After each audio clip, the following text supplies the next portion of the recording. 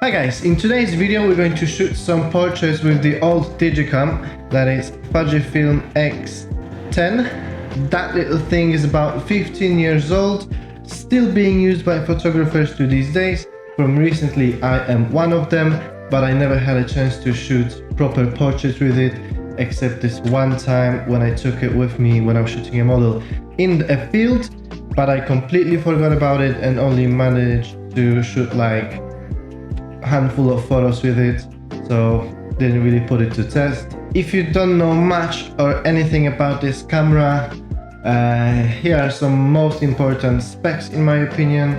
The lens ranges from 24mm to 112 equivalent. F goes as wide as 2 to 2.8 on a maximum focal length. You can shoot RAW on it, but you have to press this little thing somewhere over here every single time you want to have a photo in RAW format taken. And also this thing shoots in macro, which I'm not gonna lie is my favorite thing about it. For some reason it's just so much fun going around like this, like I wonder what it looks like under the microscope. So less talking, more doing. I booked a studio, booked a model. Let's go and see how good this thing really is. So as I mentioned, we'll be shooting on this real small fella, which is Fujifilm X10.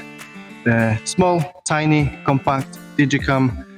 It's not really mighty, it's not really powerful. It's just cool looking and tiny, and that's all I love about it. Autofocus on it is really slow. It's not amazing, and that's why we'll be using it in a studio in a very controlled environment. It's a good word, environment. If you wanted to use it, if you wanted to use it on like a fashion shoot or something like that, where model is just moving constantly, I think you would fail. But like for a portrait shoot, when you can take your time, like treat it almost as a film camera, then you might succeed. And that's what we're going to do today. And let's see how it goes. So here I actually had some problems turning the camera on. If you didn't know, the camera turns on by a twist of a lens. For some reason it just doesn't work sometimes. At first I was shooting fully on the auto mode. I quickly gave up because it was just measuring the light so wrong. The pictures were coming out blurry. I had to switch up.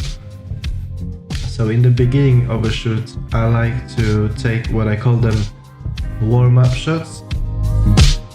I don't really guide model what to do. I just take photos, and that's just for the sake of taking the photos, like warming up the shutter button. This photo was also taken on the auto mode exposure, and then slap some edit on top of it. It's a decent photo, I think.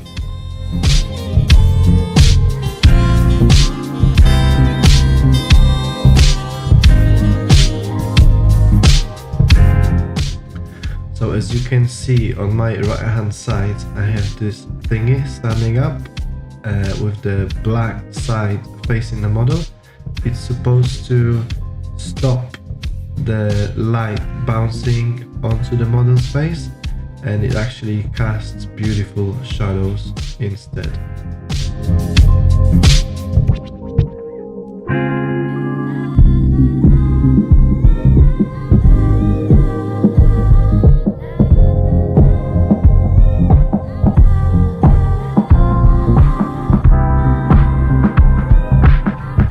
By moving the light closer towards model's face, I'm getting brighter highlights and even more shadows on the other side of the face.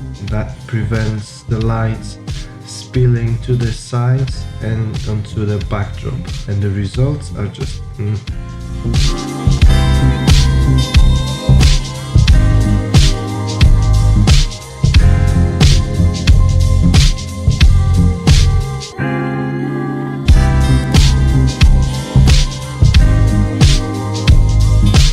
So here we have straight from the camera JPEG. and then slap some edit on top of it, and I think it looks really cool. I actually posted these photos on subreddit called post-processing, I think, and people's opinions were divided actually. Many people like the original straight from the camera file a lot more than they did my edit. Maybe I'm not so good at editing as I thought I am. This photo is also straight from the camera JPEG. After we put some preset on top of it, it looks like this. I like it a lot, to be honest. I like how the red pops, how pale the skin is. I don't know, it's just my type of thing. You know, you can always have fun. Even on the JPEGs, doesn't look too bad, I think.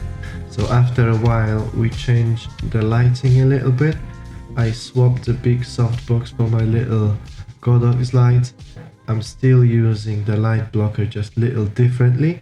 And we have the light behind the model that gives like this nice outline to the subject.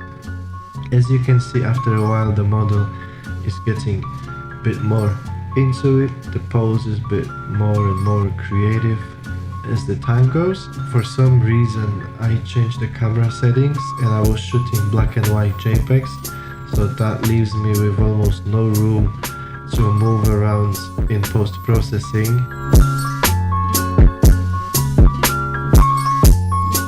As you can see, I'm moving quite a lot behind the camera and not actually taking photos. That's because, as I said it previously, I'm treating this camera more like a film camera rather than digital camera. That's because the process of taking photos is quite long.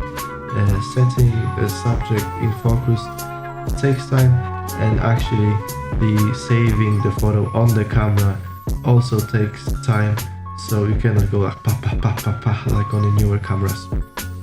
I think the JPEGs that came out from the camera this time, even though they're black and white, with properly set exposure you can see a lot of skin tone, and the shadows are nice, the highlights are nice, not too bright, the shadows are not too deep. So even though I was shooting black and white JPEGs, I had some room to play with when it comes to editing, post-processing. I don't think you are able to tell that it was taken on a 15-year-old tiny Digicam.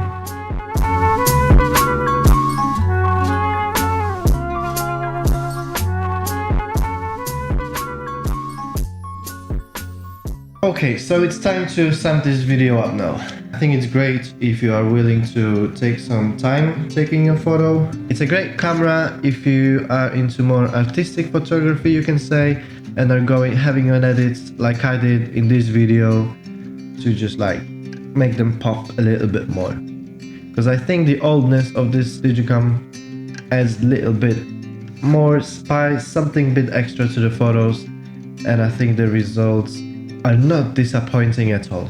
The best thing about this camera that made me actually buy it is the size of this little thing. It's 12 centimeters small, it's tiny, it can fit into your jeans pocket, into your jacket pocket, anywhere you want to carry it. So no more excuses, you didn't take the shot because you didn't have a camera with you. This thing, if you have it, should be always with you.